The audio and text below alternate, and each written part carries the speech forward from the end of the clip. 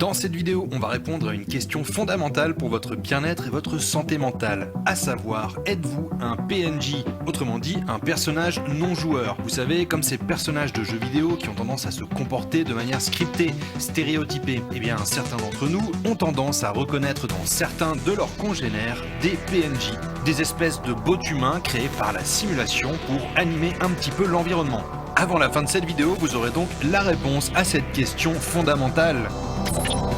Êtes-vous un PNJ ? Alors la raison pour laquelle je fais cette vidéo, c'est parce que je suis tombé sur un post Reddit ce matin dans lequel l'utilisatrice disait qu'elle avait l'impression d'avoir affaire à des PNJ lorsqu'elle allait par exemple faire ses courses ou dans ce genre de situation. Bref, le sujet je le trouve plutôt intéressant parce qu'il y a pas mal de gens sur Reddit qui tiennent un peu les mêmes discours, comme quoi les gens qu'ils voient dans la rue ou dans les autres lieux publics ont l'air vraiment de PNJ, même des gens qu'ils connaissent, ils ont l'impression qu'ils se sont transformés en PNJ, qu'ils agissent comme des robots de manière un peu scripté, et ce discours pose des questions quand même assez intéressantes. Premièrement, dans quel cadre on pourrait être des personnages non joueurs? Et ça, évidemment, c'est dans le cadre de cette théorie assez en vogue qui est celle de la simulation informatique. Ensuite aussi, pourquoi certains ont cette idée-là finalement? Pourquoi est-ce qu'ils se disent qu'ils sont en train d'interagir avec des programmes informatiques et pas des personnes réelles? Il y a quelque chose littéralement de très déshumanisant là-dedans, voire quelque chose d'un peu dangereux. Il y a quelque chose qui s'appelle carrément la défense Matrix et qui, je vais lire Wikipédia, consiste à plaider l'idée que le monde réel n'existe pas et que la vérité est ailleurs. C'est une défense avec des affaires célèbres où les gens se dédouanaient de leurs crimes en disant voilà, ils avaient assassiné quelqu'un, mais en fait c'était pas grave parce que cette personne-là n'était pas vraiment réelle, parce qu'on était dans une simulation et que cette personne-là en plus était probablement un PNJ. Bref, vous voyez un petit peu la pente glissante qu'il y a derrière cela et vous voyez aussi toutes les questions intéressantes que ça peut poser. Celle qu'on va voir après le témoignage en question, eh bien c'est par exemple dans quel cadre on peut être un PNJ. Alors évidemment dans la simulation, mais dans quel type de simulation? Et c'est là que vous verrez qu'il y a deux hypothèses de la simulation informatique qui sont intéressantes toutes les deux. On en reparle juste après avoir entendu ce témoignage un peu barré. En passant, si t'es pas encore abonné, eh bien abonne-toi. Voilà, c'est fait. Ok, on passe à la suite. Donc le témoignage, c'est celui de cette utilisatrice dont le compte a depuis été effacé. On l'écoute tout de suite. Depuis que je suis ici sur ce subreddit, il semble littéralement que les choses sont artificielles, et il y a beaucoup de gens qui sont des PNJ, par manque d'un meilleur mot. Et ils ont beaucoup de problèmes.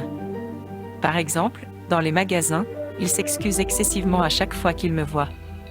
Je suis une femme qui n'a pas l'air effrayante, je ne vois pas pourquoi cela se produirait. Littéralement presque chaque personne dans le magasin qui s'approche de moi, de près ou de loin, dit automatiquement « Je suis désolé », sans aucune raison, comme si leur programme déraillait. Ils ne me rentrent pas dedans ou autre. Cela se produit s'ils sont juste dans la même allée que moi.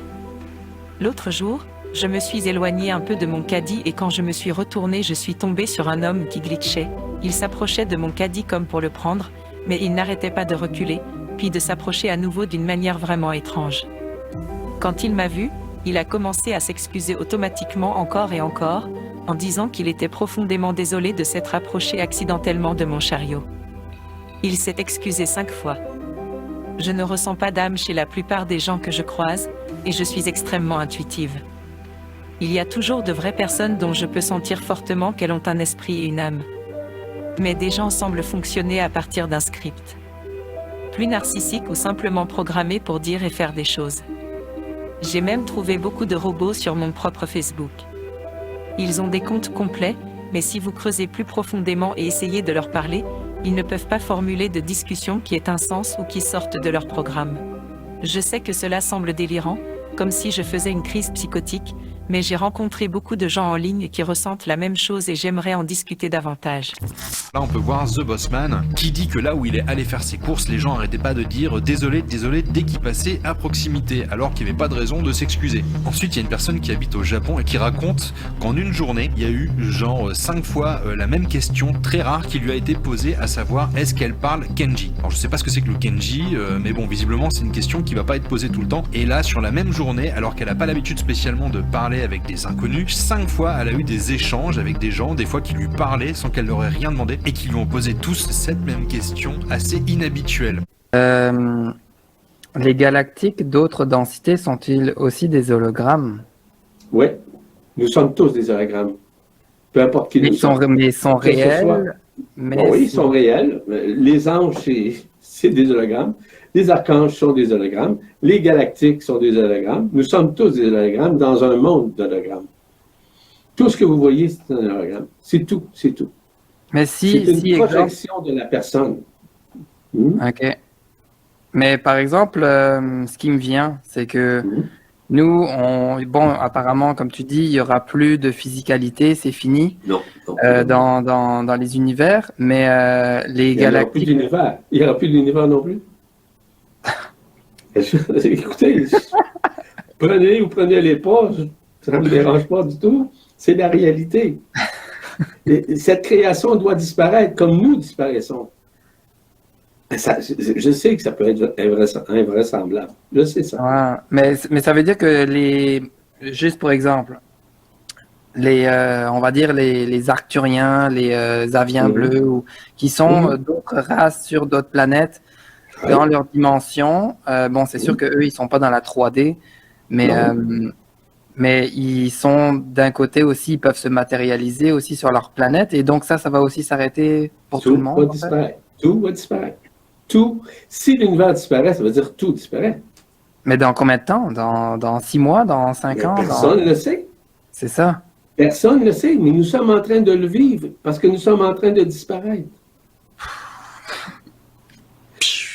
Écoutez, ouais, Et dans cette vidéo, qui dure à peu près 50 minutes, cette personne nous présente les éléments qui lui font penser qu'on vit dans une simulation de type jeu vidéo. Alors il parle de physique quantique, il explique par exemple pourquoi la superposition quantique et l'indétermination quantique seraient en fait une manière pour la matrice d'économiser de la mémoire, et en fait le monde ne serait rendu que quand il est observé, exactement comme dans un jeu vidéo où c'est lorsque vous vous tournez avec votre personnage dans une direction que le décor est produit. Lui dit que finalement ce serait un petit peu la même chose dans le monde réel, ou en tout cas dans le monde que nous on connaît et qu'on pense être réel.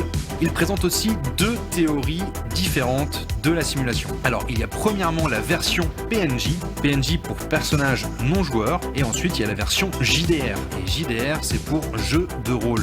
Dans la version PNJ, on serait dans une simulation totalement informatique, c'est-à-dire que tout ce qu'on voit et nous-mêmes serions juste des parties d'un logiciel, des parties d'un programme, nous serions juste des êtres artificiels, des consciences simulées. Et donc le jour où quelqu'un éteint l'ordinateur, grosso modo, nous disparaissons tous. La version JDR, jeu de rôle, c'est celle de Matrix. Dans cette version-là, nos corps seraient endormis quelque part et seule notre conscience serait projetée dans la matrice. Dans tous les cas, ce qui nous intéresse, c'est de savoir qui seraient les PNJ dans les deux versions. Dans la version PNJ, eh bien, nous sommes tous des PNJ. Il n'y a personne qui est jouable. Et dans la version Matrix, la version JDR, eh bien, les PNJ, ce seraient tous ceux qui ne sont pas des joueurs.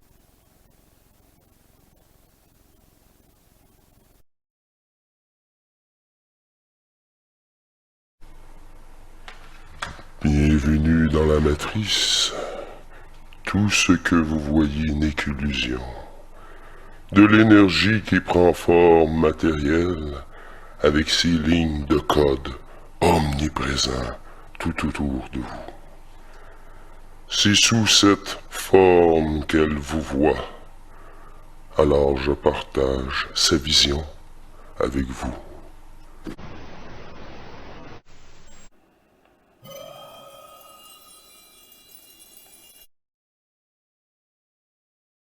Que, en fait, on est tous ensemble, on va dire, dans l'humanité, sur la même planète et tout ça, mais on est chacun tout seul dans notre salle de théâtre. Et le projecteur, il est à l'intérieur de nous, et il projette à l'extérieur de nous notre réalité. Donc, en fait, moi, on va dire avec ma femme, ben moi, j'ai mon projecteur, je suis tout seul dans ma salle, elle a son projecteur, et on n'a pas la même réalité, en fait, même si on est un à côté de l'autre. Et pareil pour les voisins, les gens, parce qu'en fait, tout dépend de nos croyances, de nos expériences, de qu'est-ce qu'on a choisi de vivre. Ben, on a chacun notre réalité, et c'est tellement une image que j'adore.